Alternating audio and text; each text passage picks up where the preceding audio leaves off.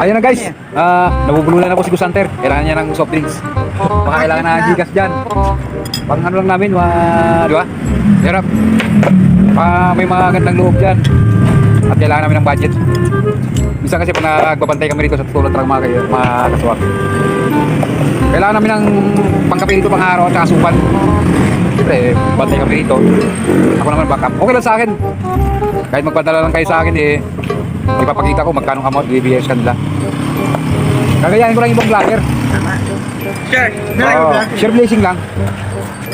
Pinakatulong lang natin guys sa mga bababa lang yung mga sahod. Bakit kayo mag-sir? Sige. Totoo na pera. Pag nagpadala kayo, tandaan nyo yan. Kung magkano ipapadala nyo sa Gcash account ko, iba-vlog ko yan. Ibibigay ko sa kanila.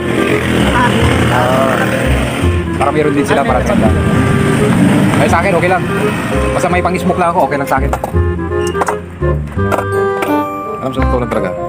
Siyempre, kailangan naman tayo nagpa-vlog, kailangan natin kumita ng pera At ako, pag kumita ako sa Facebook malapit na akong monetize. Meron na akong earn na mga point lang.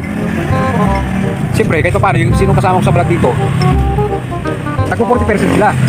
Yan, nagpo 40% sila sa kikitain. At iba-vlog ko yan. Pareho tayo.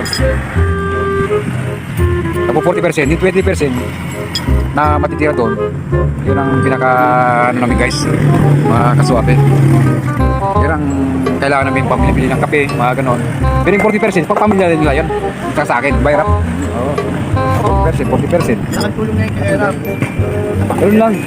Hindi lang tayo madamo sa pera Ang pera, kahit marami kang pera, aso siya Dali siya sa lahat ng tao. Magbago ka na. Walang peace of mind sa kanya ng tao. Wala kang peace of mind sa sarili mo. Alam mo guys, kung sino yung tinutukoy ko dyan, comment down below na lang kayo. Comment down below na lang kayo. Hindi naman natin sa nila lahat. Galit siya sa lahat ng tao. Lahat ng tao na nabubuhay. Pati yung nagdalag sa atin. Pati yung hindi na nabubuhay, galit pa rin na to. Oo, galit pa rin siya. Yung mga bagong sibol na halaman, galit siya. Hindi, meron talaga tao din. Magbago ka na, aso.